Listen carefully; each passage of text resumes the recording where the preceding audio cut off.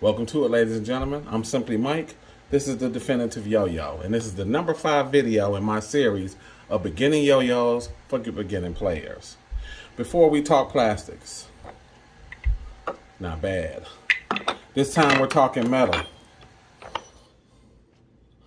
And also this time, you need to take the training wheels off because we're getting fully involved in modern yo-yo, which means unresponsive. Today's yo-yo is the Hertz by Magic Yo-Yo.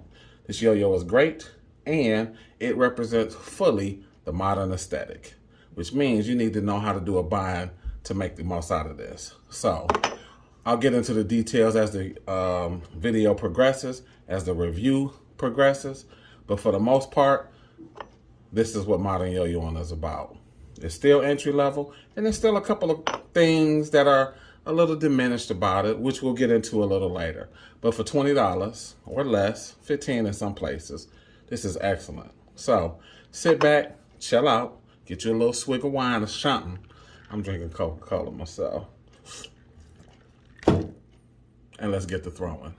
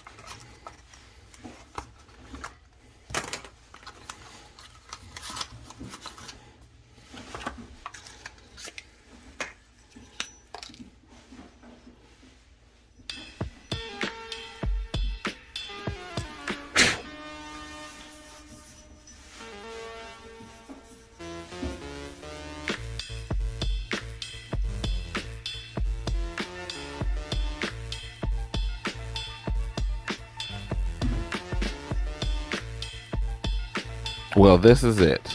Welcome to the Definitive Yo-Yo. Today, we're having a look at your one small step for mankind. This is the Hertz review. With this yo-yo, one of the biggest names in budget yo-yos, Magic, lives up to its name by providing proof that they still got it. Some of their previous entries include the K1, the N11, but probably the most famous for new players is our N12 Shark Honor. But I have to admit, it needs a refresh. Just a little too heavy compared to modern standards.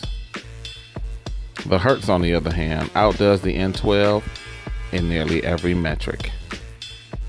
Lighter, faster, more agile, and feels more in line with the modern aesthetic. Our N12 Shark Honor feels a little more closely aligned to something that's like pre-2010, 2012. And we got a lot of colors for this yo-yo as well. Honestly, I've known about this yo-yo for a while, but it wasn't until I saw the black that I became interested. And if you're interested, it is available on Amazon. To me, the black just ups this yo-yo's presence, making it look more high-end, way above its $20 price point. And this is where Magic Yo-Yo shines, because there's no skimping on the experience either. With this, you get an accessories pack, and now you are a confirmed thrower. Here we have a belt loop or lanyard, a throw glove, and some extra strings. Not too shabby.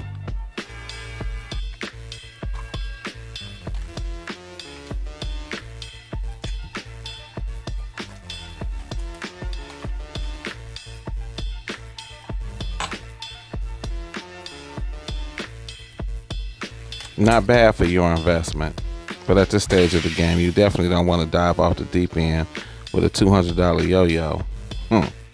Now that's pretty cool, but be careful. You do not want to get caught in the thirst trap. While we're amusing ourselves, let's check the stats. Pretty typical numbers, but you can get this for less than 20. I think around 15 in some places, and that's pretty dope at this price. Small tangent. The music, mood, and the blackness of the yo-yo put me in the mood for Dracula. And while doing research, I came across this Dracula parrot. Pretty scary, but he only eats figs and nectar. But he still wins in the fight though. Let's finally get to the yo-yo. For me, this is what the modern yo-yo is all about. As mentioned, it's fast, light, agile, capable, and it's cheap. That's only necessary if you want to keep your involvement to a minimum, like dipping your toe in. As far as its play is concerned, this is not a performance beast, but it is decent. It doesn't drag on a string. There is a slight hesitation, a little bit of slippiness in those yellow pads, but you only notice that after being in the hobby for a little while. It's great at this point, and better than the cheap bimetal that you can get at like 20-30 bucks. But this does feel like your first step in the modern yo-yo. But it's a decent first step. Oftentimes with these beginner yo-yos, people usually want to just quickly move on to the more expensive ones. But you can linger with this yo-yo. It holds up under scrutiny. So why do I say that this yo-yo is great for beginners? Well, it's approachable. Its price is approachable. Its performance is approachable. See, transitioning from a responsive to an unresponsive yo-yo can be incredibly intimidating. And honestly, some advanced yo-yos make it very hard for new players. But if you've been watching my series and you've seen me go from unresponsive plastics and unresponsive metal yo-yos to this, there's a natural progression. Now it's true, you do need to leave some of that responsive play behind and dip your toes fully into this responsive or unresponsive yo-yo experience. But this yo-yo, like I said, is approachable. It's got a nice grindable finish. You can do a couple of advanced tricks on here, like thumb grinds and stuff. But for the most part, this is a nice, easier transition than some of the more advanced yo-yos. However, this does lead into that as well.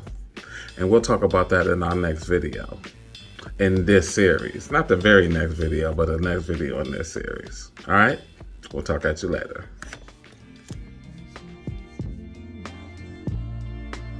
That's it for the review. But please, by all means, check out what we get into for next time. We'll have a look at the last in our series of beginning yo-yos and a few extras. A couple special projects coming up.